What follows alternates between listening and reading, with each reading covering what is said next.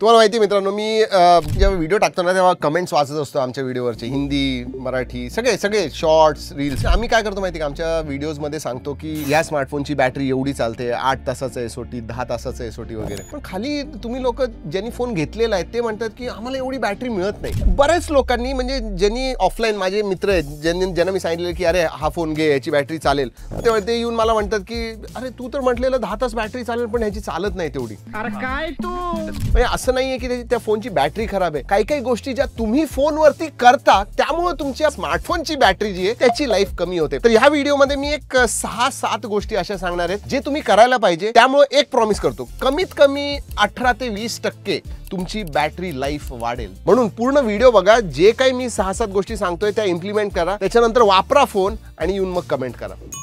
Subscribe केलंय का तुम्ही? केलं नसेल तर नक्की करा आणि बेल आयकन वाजवा, म्हणजे आम्ही जसे व्हिडिओ अपलोड करू तुम्हाला मिळतील आमचे नोटिफिकेशन वगैरे. चल लेट अस स्टार्ट. तर एक गोष्ट मी बघितलेली आहे, अजूनही बरेच लोक त्यांच्या अँड्रॉइड फोन्सवरती अँटीव्हायरस टाकतात, फोन क्लीनर ॲप्स टाकतात. त्यांना वाटतं की हे phone cleaner apps, antivirus apps हे सगळं टाकल्यामुळे ना माझा फोन क्लीन होऊन जाईल, फास्ट होईल, बॅटरी लाईफ वाढेल. In fact it is exactly the opposite. Performance तुमचा त्या ह्याच्यामुळे अफेक्ट होतो, कारण की बॅकग्राऊंडमध्ये बऱ्याच प्रोसेसेस चालू असतात, त्यामुळे तुमचा परफॉर्मन्स तर बिघडतोच, पण तुमची बॅटरी लाईफ सुद्धा त्यामुळे कमी होते. त्यामुळे क्लीनर ॲप्स टाकण्याची गरजच नाही. जे अँड्रॉइड आहे ना सिस्टम मध्येच त्यांचं ते क्लीनर वगैरे सगळं आहे, कॅशे क्लीनर हे आहे, या सगळ्या गोष्टी आहेत. तुम्ही करू नका. इट इज ऑप्टिमाइज्ड इन सच अ वे की जेव्हा गरज पडेल तेव्हा ते क्लीन करतील, ज्या गोष्टी लागतात त्या ठेवतील कॅशेमध्ये, या सगळ्या गोष्टी करतील, कारण की कॅशे सुद्धा गरजेचं असतं. जर का कॅशे नसेल तर तुम्हाला ती पूर्ण, जेव्हा तुम्ही ॲप ओपन करता ती कॅश पूर्ण बिल्ड करायला लागते. तर एक बॅलन्स्ड ऑप्टिमायझेशन केलेलं असतं अँड्रॉइडने स्वतः. तर तुम्हाला antivirus, battery saver apps, cleaner apps टाकण्याची गरज नाही. अजून एक गोष्ट ही महत्वाची, आणि हे मी प्रत्येक व्हिडिओमध्ये सांगितलेलं आहे की third party app, side loading apps करू नका. तुम्ही प्ले स्टोअरमधनं तुम्ही तुमचे जे काही ॲप्स असतील ते प्ले स्टोअरमधनंच डाउनलोड करा, कारण की प्ले स्टोअरमध्ये प्ले प्रोटेक्ट असतं, म्हणजे जे स्कॅम करणारी लोक किंवा मॅलवेअर ह्या सगळ्या गोष्टी तुम्हाला मग येणार नाहीत. नाही तर बऱ्याच वेळेला थर्ड पार्टीवरनं ज्या तुम्ही साईड लोड करता ना अँड्रॉइड ॲप्स, त्याच्यामधनं मॅलवेअर येतं, म्हणजे डेटा थेफ्ट तर होऊ शकतो पण बाकी गोष्टी सुद्धा अफेक्ट होऊ शकतात, हे लक्षात ठेवा. अजून एक हे तर म्हणजे लिटरली 99% लोक करतात, सगळे नोटिफिकेशन ऑन ठेवतात. नका ठेवू. नोटिफिकेशन ऑन ठेवणं म्हणजे काय होतं माहिती का, प्रत्येकाचं जेव्हा तुम्ही नोटिफिकेशन ऑन ठेवतात म्हणजे बॅकग्राऊंड मध्ये एक प्रोसेस चालू असते त्या ॲपची. मग तुमच्याकडे जर का 200 ॲप्स असतील, सगळ्याचे नोटिफिकेशन तुम्ही जर का ऑन ठेवले असतील, विचार करा किती परफॉर्मन्स आणि बॅटरीवरती अफेक्ट होईल त्याचा. त्यामुळे महत्वाचे जे नोटिफिकेशन्स आहेत तेवढेच तुम्ही ऑन ठेवा, बाकीचे ऑन ठेवू नका. जे महत्वाचे नोटिफिकेशन्स आहेत ते ऑन केले ना तर तुम्ही बघताल की 10-15 ॲप जास्त महत्वाचे असतात, जास्तीत जास्त 20 ॲप, 100 ॲप्स नसतात. त्यामुळे तुमची बॅटरी लाईफ नक्की वाढेल 100%. अजून एक गोष्ट, हे तर मला वाटतं अँड्रॉइडमधनं काढून टाकायला पाहिजे. बरेच वेळेला बॅकग्राऊंडमधले ॲप्स आपण करतो आणि क्लोज ऑल करतो, खाली एक बटन दिलं असतं, ते बटन ना अँड्रॉइडने काढायला पाहिजे, कारण की त्याच्यामुळे नुकसान जास्त होतं, फायदा होत नाही. लोकांना काय वाटतं की अरे सगळे ॲप्स बॅकग्राऊंडमध्ये भरपूर स्टोरेज घेत आहेत, परफॉर्मन्स खराब होतोय. तसं होत नाही. बॅकग्राऊंडमध्ये ॲप्स का ओपन ठेवले असतात, कारण की जेव्हा तुम्ही परत ते ओपन करायला जाता तेव्हा तुमच्या CPU वरती जास्त लोड येऊ नये, बॅटरी जास्त यूज होऊ नये म्हणून असतं ते. So background app optimisation automatically केलेलं असतं अँड्रॉइडमध्येच. एखादा ॲप हँग झाला असेल किंवा असं काही झालं असेल तर तो तेवढाच ॲप तुम्ही क्लोज करा. क्लोज ऑल जनरली करू नका.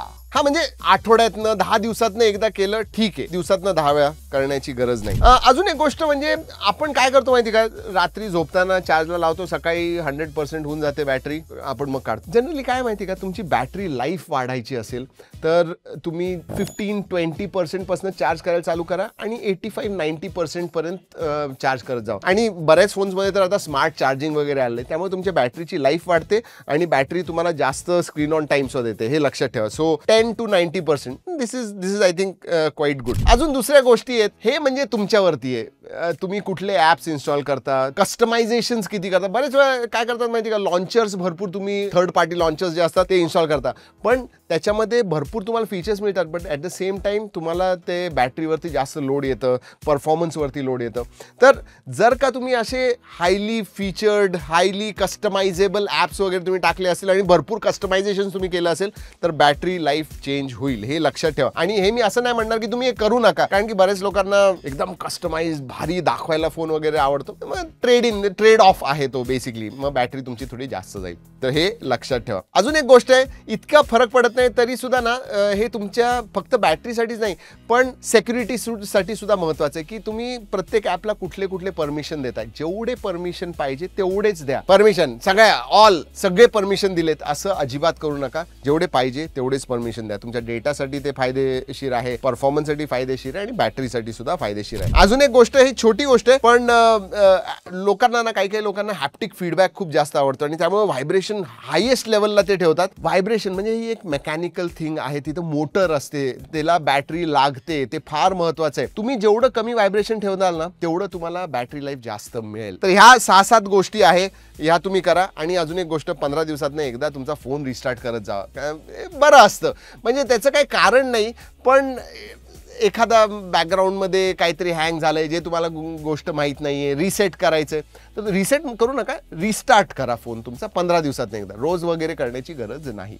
ही गोष्ट लक्षात ठेवा. चला, हे 6-7 गोष्टीच होत्या मित्रांनो. या गोष्टी करा आणि बघा फरक पडतो का नाही. तुमच्या फोनची बॅटरी लाईफ वाढणार, हे गॅरंटी. चला मित्रांनो, या व्हिडिओमध्ये एवढंच. पुढच्या व्हिडिओपर्यंत जय हिंद, जय महाराष्ट्र.